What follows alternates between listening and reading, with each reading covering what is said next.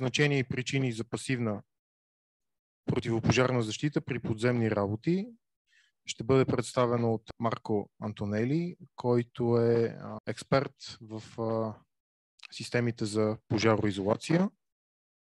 Презентацията ще бъде с последователен превод. Good morning. So thank you for the invitation and okay, just few words about me. My name is Marco Antonelli. I work in the passive fire protection field and in the fire design field for more than 42 years.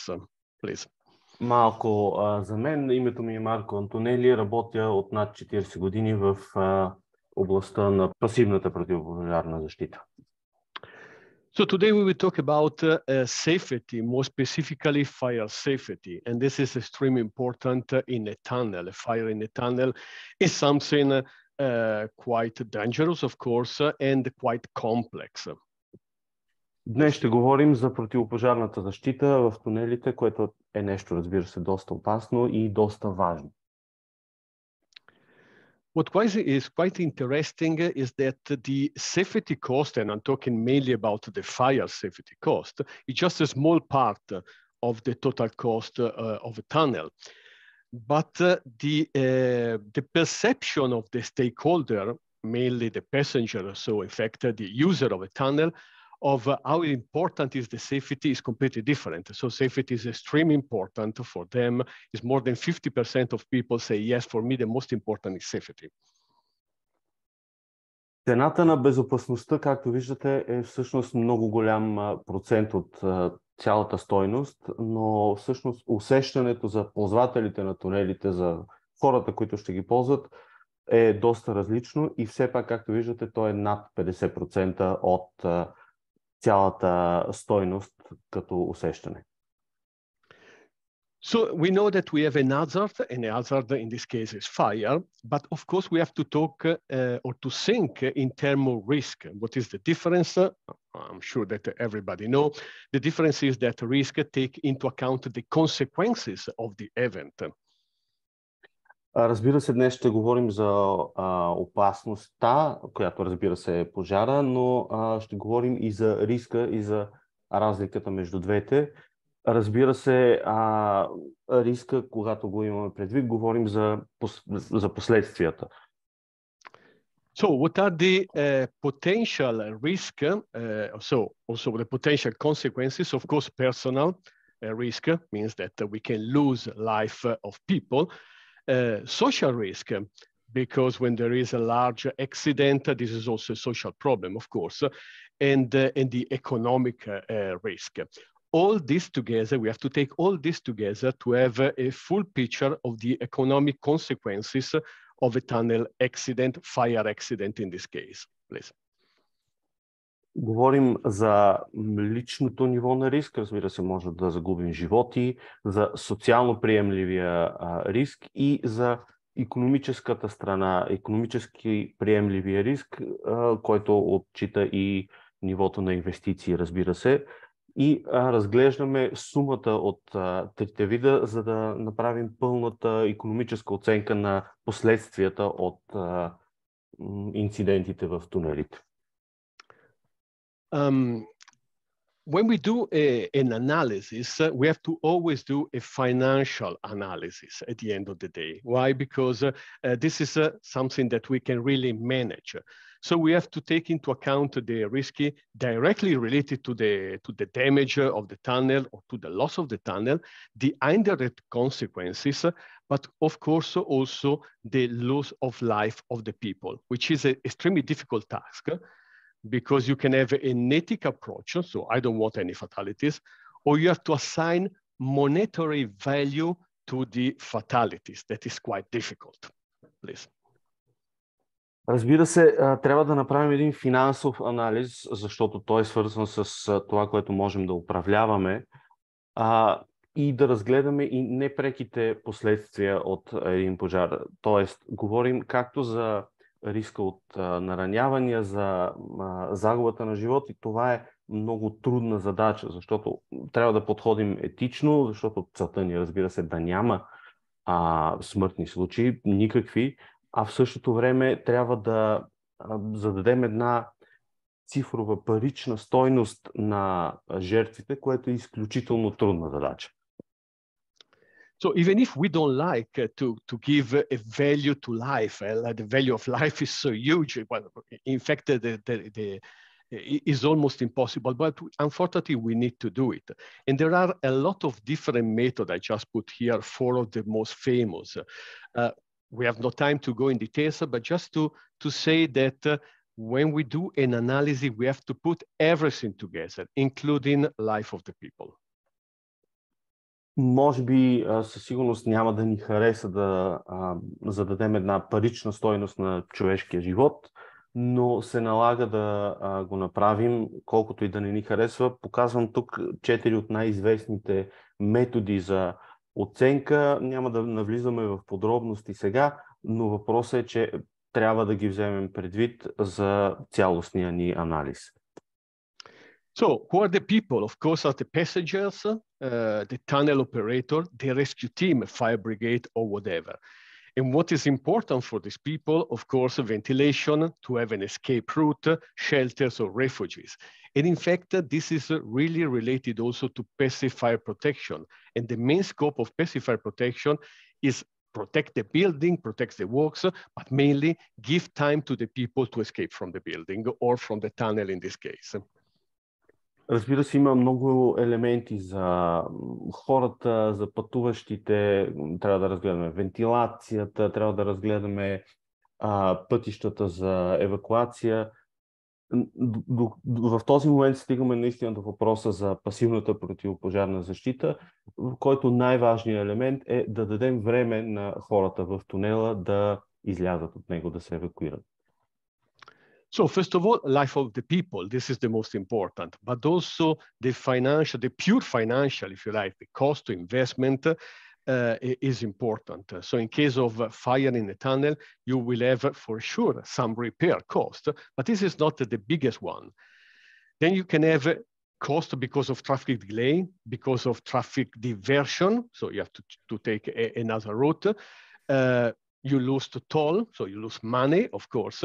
And last but not least, decreasing the traffic volume because of negative emotion, and also all what is related to the environmental damages. Please.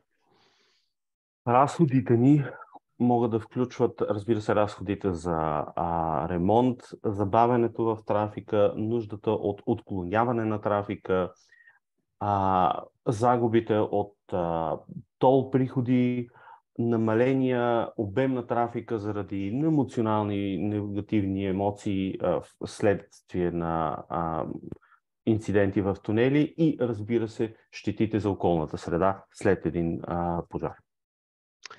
So, life of the people, first of all, but we will concentrate this presentation in mainly the, let me say, the tunnel itself, so the damages of the tunnel. There is always a good combination or an optimum combination between what is the investment and what is the reduction of the risk. But everything should be based on the acceptable risk. So what is for us is acceptable. That depends on the money, of course, but depend also on the ethics.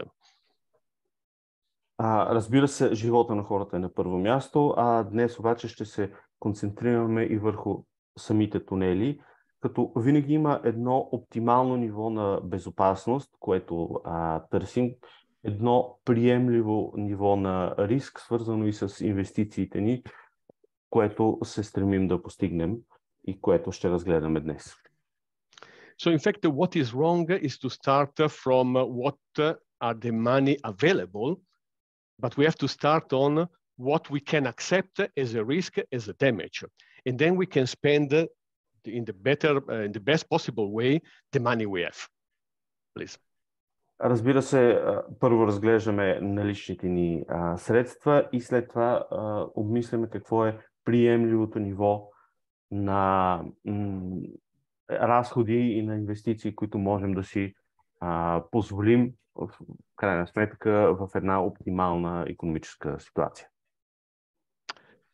So fire in a tunnel is something that is happening quite often. I mean, it's not the same as finding a normal building. Of course, even the number of tunnels is much lower than building.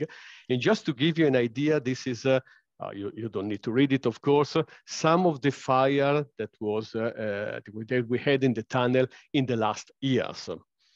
A lot, please.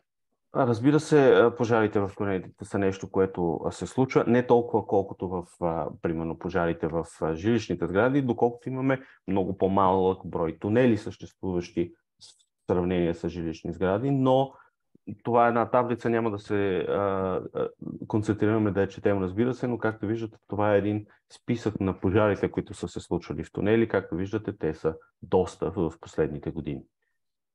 These are some pictures of some of the most famous, probably the most famous is the Mont Blanc tunnel that was in one of the most, let me say, not only dangerous for the consequences on the tunnel, but mainly for the people, of course. The one in the channel between France and UK, and so on. Just some example, please. Това са само някои примери, снимки от пожари. Може би най-известният е в тунела Мон Блан, в който имаше много сериозни последствия и за хора, разбира се. До него е снимка от пожара в тунела между Англия и Франция, под Ла-Манша. Само някои примери са това. If we want to reduce or to minimize the damage in the tunnel, first of all, we have to set up the scenario. We have to understand what can happen in the tunnel. When we have a fire, we know that the temperature inside the tunnel is extremely high, but we need some representation of this. And in fact, on an international basis, we have some fire curve that link temperature and time that are a representation of the tunnel. Of course, there is not one tunnel fire, so there is not one standard tunnel fire curve, but we need something to test the material that we will use inside the tunnel. So the three that I highlighted with the arrow are the most used worldwide. And you can see that the common part is the first part when the temperature rise very high, please. Разбира се, за да минимизираме щетите, трябва да разгледаме някакъв сценарий и да използваме огнева крива, която прави връзка между температурата и времето. Разбира се, няма един вид пожар в тунели, няма една стандартна огнева крива, която да използваме. Показал съм ви най-често използваните на тази графика. И те са най-често използвани, за да могат да се тестват материалите, всъщност, които използваме. Както виждате, със стрелките са посочени наистина трите най-често използвани и общото между тях е много силното покачване на температурата в началото. And you can see here the big difference of temperature of the standard fire curve that we use in building, that is the light blue one, with the other of the tunnel. You can see the difference. Можете да видите голямата разлика между стандартната огнева крива светло-синята, която използваме при пожари в сгради, спрямо тази в тунели. Огромната разлика в покачването на температурата в началото. One of the most used worldwide is the blue one, this one, that is called RWS tunnel curve. And this is coming from some experiment done in 1975 in Netherlands. And what you can see here with the dot line was the temperature that was recorded during the experiment. And the experiment was done in a small scale tunnel with a 300 megawatt power. Тази тъмносинята е известната RWS крива. Тя е на база на един експеримент, който е правен през 1975 година в Холандия, като е направен наистина експеримент в един малък тунел. Точките са всъщност самата температура, като са използвани 300 мегавата като стойност. So this is the fire curve that normally, well, not everywhere, but is used in a lot of different countries to test the material. This is just an example of smaller scale furnace that we use in Italy exactly for this kind of test. Тази крива наистина се използва в целия свят за изпитване на материали. Това, което виждате, е една малка част от лабораторията ни в Италия, която използваме точно за изпитване на материалите, които ще се използват. Is this a fire curve really representative of a real fire? I would say yes. There are more than one validation. The most famous probably is an experiment called the Runehammer tunnel fire test, where there was a different fire with different combustible material. And you see that the first part of the curve is more or less identical every time and is very, very similar to the fire curve I show you before. So in fact, the fire curve is validated. Въпросът, разбира се, дали тази огнева крива е представителна за истински пожари. Определено бих казал да. Виждате, тя е валидирана, включително това е една от реалните валидации в реалния живот.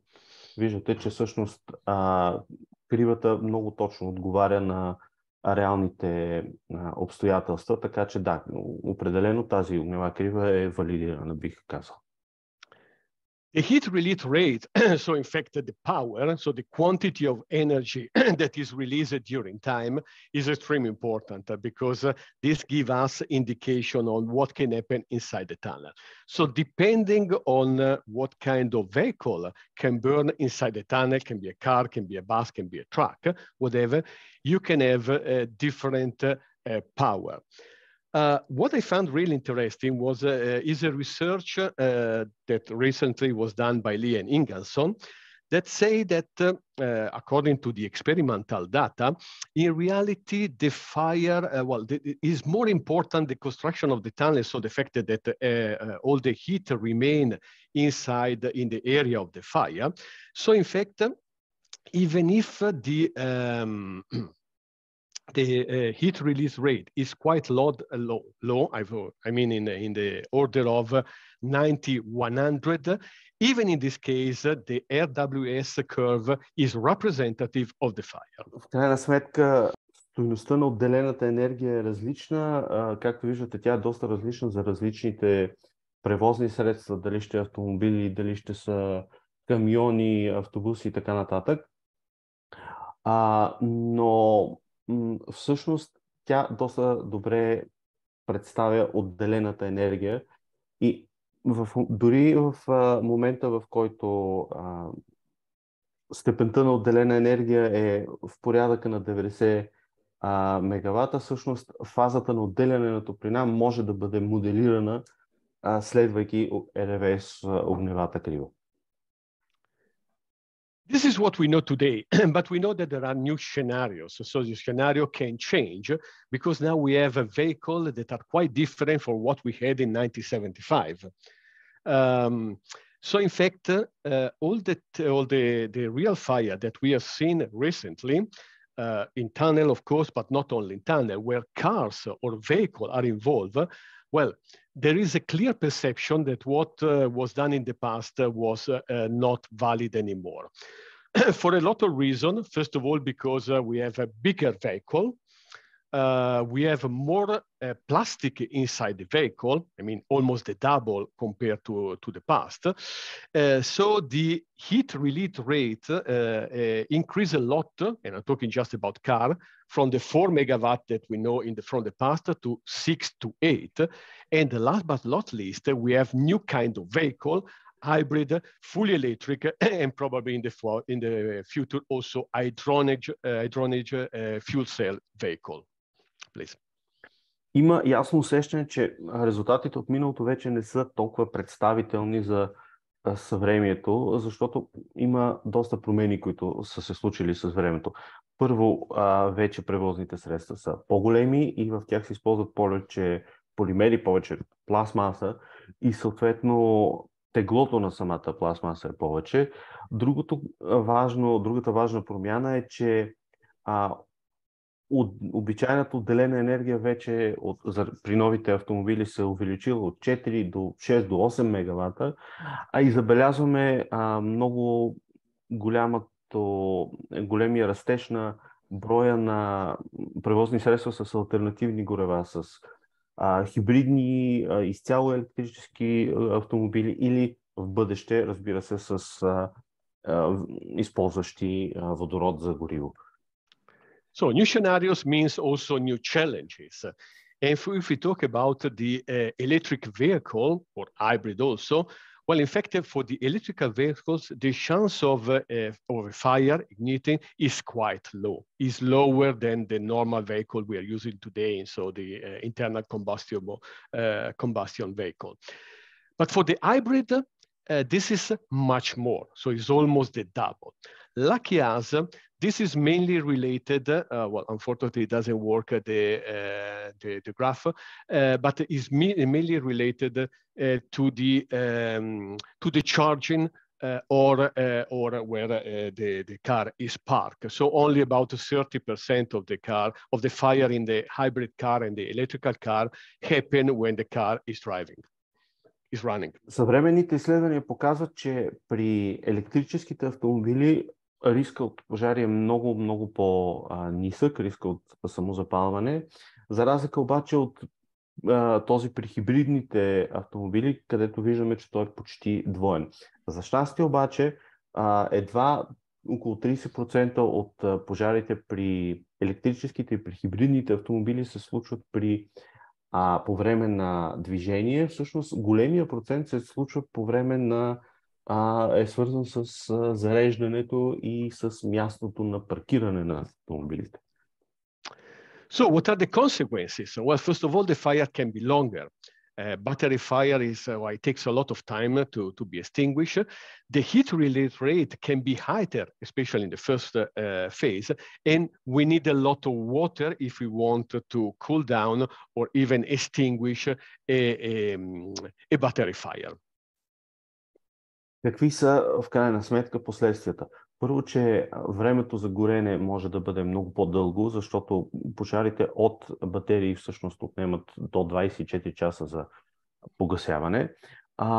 Отделената топлина може да бъде по-висока, особено в първата фаза, а и количеството вода, която има нужда да се използва за гасяване на пожара, всъщност е много по-голямо. To be honest, we don't know a lot. I mean, we have not a lot of data for the moment, but at least these are the first indication. And even if, according to the manufacturer, there is only a failure for one every 40 million, so it's almost nothing. In fact, overcharging, external heating, car crash can increase dramatically. And in fact, in the last year, we have already 25,000 fire, and 200 last year only in New York. And if we take China, where the number of electrical vehicles is quite big, well, in 2022, we had 2,500 fire. So it means one fire every 2,000 vehicles. That is quite a lot. Това са основните данни, които всъщност, ако трябва да съм честен, все още нямаме достатъчно данни, но така или иначе стойностите за пожари са 1 на 40 милиона при електрическите автомобили, което разбира се е доста ниско, макар че презареждането, нагряването при външни условия може доста да увеличи тази вероятност. В същото време сме отчели около 25 000 случая на пожари, свързани с литиево-ионни батерии в рамките на последния 5 годишен период, като 200 пожара са отчетени през 2022 година дори само в Ню Йорк. В Китай, където броя на електрическите превозни средства е доста по-голям, през 2022 сме отчели около 2500 пожара, което е приблизително един на всеки 2000 такива превозни средства, което е доста високо. So we have hazard, we have risk, we have consequences, we have scenario, and we have new challenges. So now what can happen in the tunnel in a fire from the structural damage point of view? Well, what can happen, of course, is the heating of concrete. And even if concrete normally is a quite good material in terms of fire resistance, anyway, when the temperature increases inside the concrete, we can have some problem, and I will show you what can happen in the next slide, please. Така че имаме наистина новите сценарии, имаме последствията, имаме предизвикателствата и всъщност трябва да разгледаме какъв е ефект от пожарите върху самия бетон, тъй като самото нагряване може доста сериозно да наруши показателите на бетона. Това е, което ще ви покажа и в следващите слайдове. So first of all, the concretes are loose in thermal strength. And when the temperature reaches 500 degrees, not the temperature of the gases, but the temperature of the concrete, well, 80% of the tensile strength is already gone and 40% of the compression. So 500 is not a really high temperature. So in this moment, the concrete lose already average 50% of its load-bearing capacity. Всъщност, при температури над 500 градуса, имам предвид температура на самия бетон, не на газовете, вече устойчивостта, силата на бетона е над 500, над 50% вече намалена, както компресионната сила, така и неговата здравина. Така че всъщност ефекта върху бетона при не толкова високи температури вече е сериозен. Why we have this huge reduction of the mechanical performance is because we have some transformation inside the concrete. Well, first of all, we lose water because there is some water inside. And when we reach the famous 500 degrees, there is the first chemical transformation. So the calcium hydroxide became calcium oxide and water again. At 575, so a little bit later, we have a transformation of the quartz, that is part of the cement, of course, with a certain expansion. And when we reach 800 degrees, in fact, there is no concrete anymore because we have the full transformation in calcium oxide and nothing more than this. Please. Разбира се, в по-ниските температури първото, което се случва е загубата на вода, защото има някакво количество вода вътре в бетона. Вече при споменатите 500 градуса започва разпадане на калциевия хидроксид на калциев оксид и вода. И при достигане на 800 градуса вече дори не говорим за бетон. Там става вече пълно химическо разграждане на структурните части на цимента и на варовиковия агрегат. But not only, we have also the effect on the steel reinforcement, and we know that at around 500 degrees again, the steel lose 50% of its capacity also. And if it's press-stressed, with the temperature is even lower. Please. Разбира се, много е сериозен ефекта и върху стоманената арматура. Знаем, че при 400 градуса вече има едно 50% намаляване на нормалната якост на арматурата. But there is something even more, and probably this is the most dangerous and costly, I would say, problem of concrete during fire, and what is called spalling. Spalling is a perforation of pieces of concrete from the surface layer, and this can be in terms of explosion, or just a progressive spalling. It's difficult to predict spalling, but we know by experience that in a lot of fire, especially in tunnel, we have spalling. And this can create serious damages to the concrete because you lose part of the concrete. Най-опасният, бих казал, свързан с най-големи разходи и ефект е раздробяването на бетона на самата повърхност. Това може да се случи под формата на експлозия или на отделни части от бетона, но това го виждаме при много случаи на пожари, особено в тунели.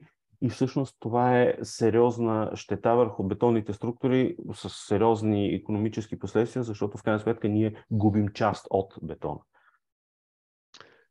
I have a small, very brief video where you can see what's happened in concrete and what is the spalling. If you look to this area, at a certain moment, you will see a kind of explosion, and this is in fact is called explosion spalling. And so you lose part of the concrete. And the mechanism is quite complex, so I will try to explain really in few simple words, but keep in mind that it is more complex than what I will tell you, please. На клипа, който видяхте в горната част, става точно едно такова раздробяване. Видяхте нещо като експлозия, която се случи точно по време на пожар. Това е един от вариантите на това раздробяване. Набързо ще разгледаме раздробяването. То е доста сложен процес, но най-общо да разгледаме как се случва, за да имаме наистина представа.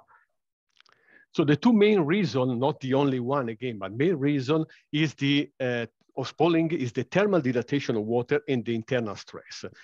Let me say something about the thermal dilatation of water. When we have the passage of state because of the high temperature from solid water, from solid to gases, we have an expansion, and the expansion ratio is huge, is 1,700. So the molecule became almost 2,000 bigger.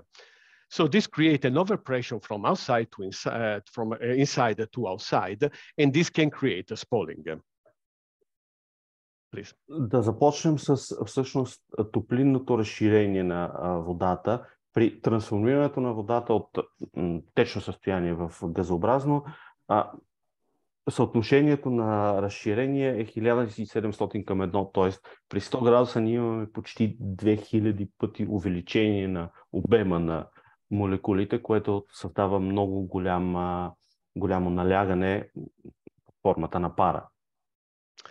And the second reason is that is the internal stress, because we have a hot part that is in front of fire and we have a cold part on the back.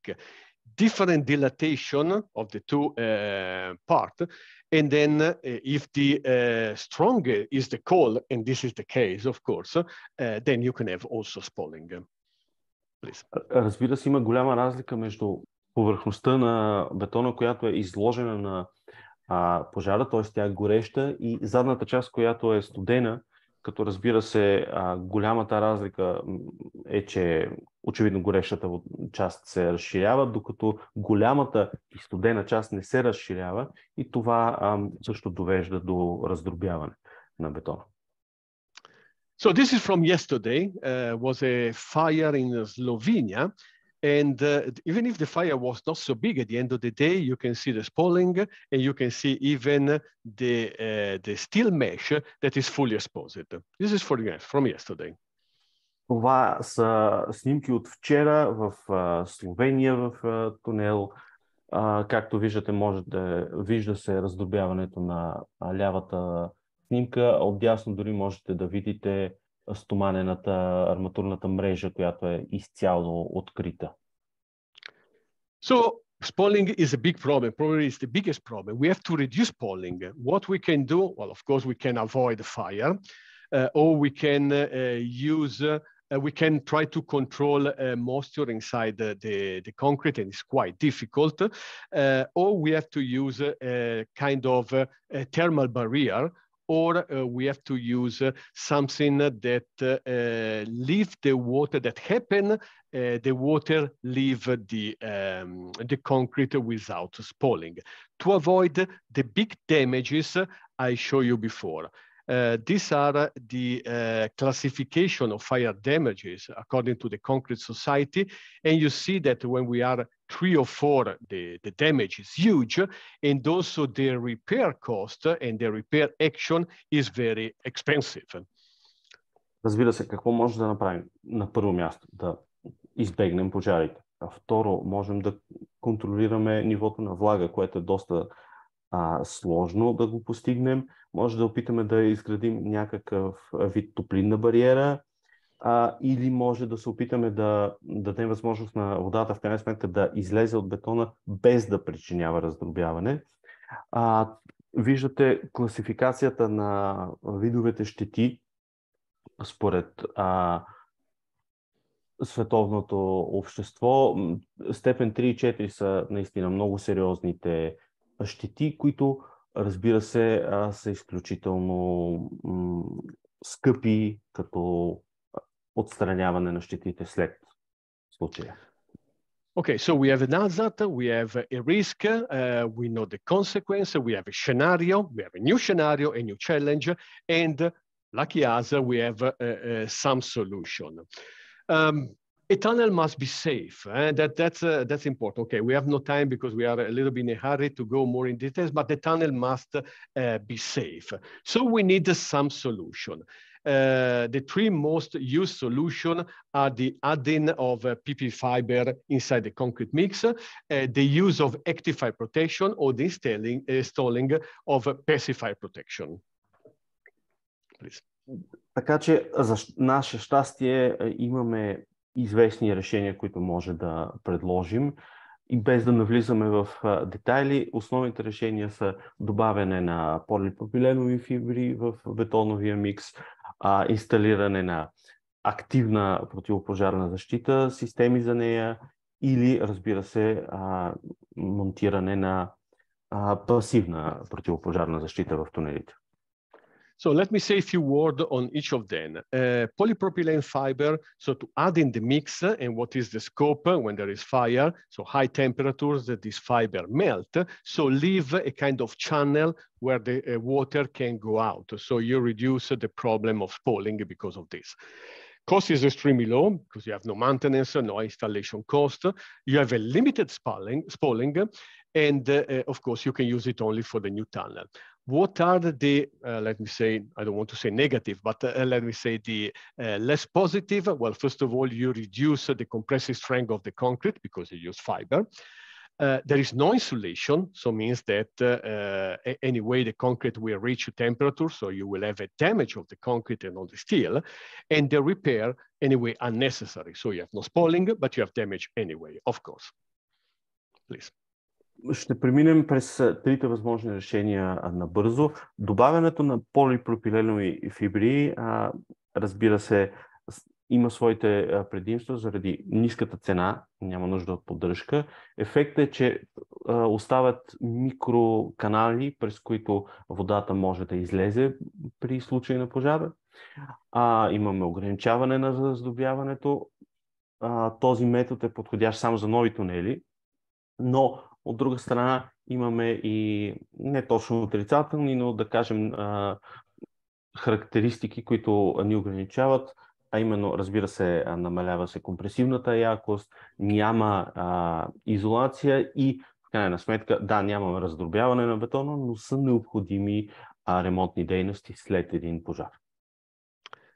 Active fire protection. So in fact, we can use normally water mist, and we can use it to control if it's possible, or to even extinguish the fire if it's possible. Just keep in mind that the fire can be different from what we had in the past, because we have different vehicles and we say before different challenges.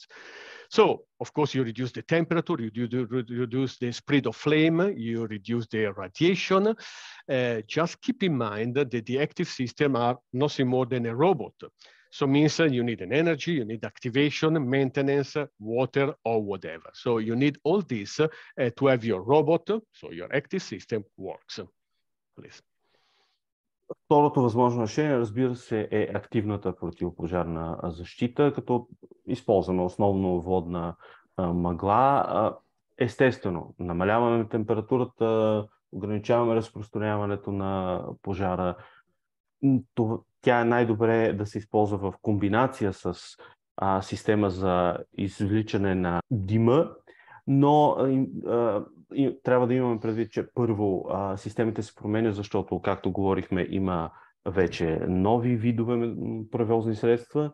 Друга важна характеристика, че тези системи са все повече роботизирани, т.е. необходимо е електрозахранване, активация, има нужда от поддръжка. Има нужда, разбира се, от самия пожарогасителен агент, който да се използва. Нещата са комбинация. So in your risk analysis, you have to take into account also the possibility of failure of the system. И при анализа на риска, разбира се, трябва да имате предвид и възможността за несработване, за отказ на системата. These are some picture and pacifier protection that can be board or spray. So in fact, there is a thermal barrier, so you have no spalling because of that. There is a protection of the concrete, but also of the steel bars. Normally, the maintenance is is almost zero. I mean, you don't need, it's a pacifier protection, so you don't need maintenance. And it's easy to do inspection and to repair also because it's visible. Of course, it costs much more. It's an investment. It's not really a cost. We will see later in the last couple of slides. Installation is extremely important. If you do mistake during installation, then the system doesn't work.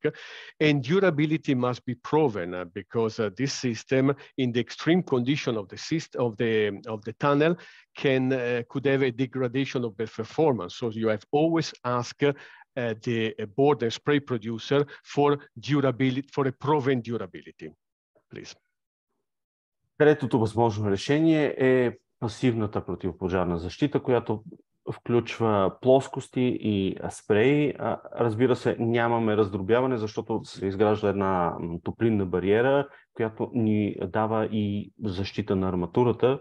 Имаме много ниско ниво много ниска нужда от поддръжка, която в същото време пък е и улеснена при нужда от ремонт, защото много лесно се случва една визуална инспекция. Характеристики от друга страна е високото ниво на не толкова на разходи, но на инвестиция. Много е важен монтажа, защото при неправилен монтаж всъщност не се получава противопожарната защита и е много важно да имаме доказана устойчивост. С други думи, трябва да искаме от производителя на плоскостите да е доказал устойчивостта им преди да се монтират. So these are some picture of a board and some picture of spray. So why I say investment and not cost? Because in fact we have to do a cost analysis. So what is the money that we need and what are the consequences to find the right balance. So again, we're really quite late. So I know that my presentation is available, so you can read more in detail. But I want to just to show you a very brief example, a real example of a calculation on what is the cost of the damage. This is based on a real case coming from an analysis done in this case in Austria, where the possibility of fire, so the frequency of fire was calculated, and also the direct cost was calculated. And I will show you later what is the final picture, please. Защо говорим наистина за инвестиция, а не за разходи? Без да се спираме в твърде много детайли, защото времето ни притиска. Това, което искам да ви покажа, е един реален анализ, на който съпоставя наистина честотата на случване на пожари и преките разходи, които са предизвикани от тях вследствие на нуждата от ремонтни дейности. So this is the case, is a tunnel in Austria, is a road tunnel. So the calculation, okay, is quite complex, but at the end of the day is one truck fire every 30 years. This scenario chosen was 2 trucks side by side. So the damage category, I was mentioned this before, is 4 with a length of 80 meters. So means a serious damage of the concrete. Of course, after the fire, the tunnel must be closed. So the tour, so the time you need for another way was 30 minutes, and the time to repair the tunnel was more than 7 months. Please. Това е един пътен тунел в Австрия. Статистиката показва, че всъщност има един пожар на камион на всеки 30 години. Като сценария, който е използван, са 2 камиона един до друг, като категорията на щета е била 4, продължение на 80 метра, т.е. доста сериозна. Нуждата от, понеже разбира се, тунела е трябвало да бъде затворен, нуждата от отклоняване на трафика е в рамките на 28 км, т.е. за едни загубени 30 минути, а времето необходимо за отстраняване на щетите, т.е. за ремонтните дейности, било над 7 месеца. So what are the direct costs? Well, in reality, for the repair cost is almost nothing. I mean, it's few €100,000. But what's really important is the cost of redirection, because you have to move for 7 months the truck and the cars on another way. And the total cost, according to calculation, is something around €92 million. And then you lose toll, because normally you pay for tunnel. Again, is 24 million. So the total, the repair cost is very limited, but the total cost is almost 120 millions. So a lot. Please. Както виждате, цената на самите ремонтни дейности е почти незначителна, но всъщност огромните разходи са заради нуждите от отклоняване на трафика, над близо 92 милиона евро.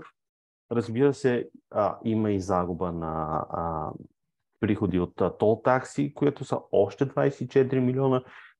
Общите разходи, при положение, че разходите за ремонтните дейности са почти никакви, общите разходи обаче са над 117 милиона евро. And I have not considered people, so we expect no fatalities, and also everything is related to the sustainability cost. So you have to repair, you have to produce new concrete, you have to dispose of the old one, and so on. Разбира се, в случая не разглеждаме хора, защото се надяваме да няма никакви смъртни случаи, но всичко е в рамките на устойчивостта, в нуждата от изграждане на нови тунели, производства, нов бетон и цялата картинка заедно, включително и въглеродните емисии. Okay, so this is the last slide. Conclusion, very quick. Okay, fire is a risk, consequence for people, consequence for the structure, but you can do a full analysis only if you really know the problem, you really know the consequence, you really know the scenario, and so on. So the call to action, my message of today is let the expert talk to each other. Please talk the structural, the fire expert, the installation expert, the financial expert. They have to talk, ask, talk, discuss always, because no one of you, I'm sure, have the full picture of everything, where there is always somebody that is more expert than us. So please talk to the expert, talk to the people that know more than you, and discuss to find the best solution, please. И разбира се, разгледахме последствията, говорихме за хората, говорихме за много високите разходи, но всъщност важното е, че можем да направим пълен анализ. Така че моя призив днес е оставете експертите наистина да са в комуникация, говорете с тях, обсъждайте така, че да може да имате винаги пълния анализ и това е единствения начин да достигнем до истинска безопасност. So talk, ask, discuss always. Thank you very much and apologize for the delay.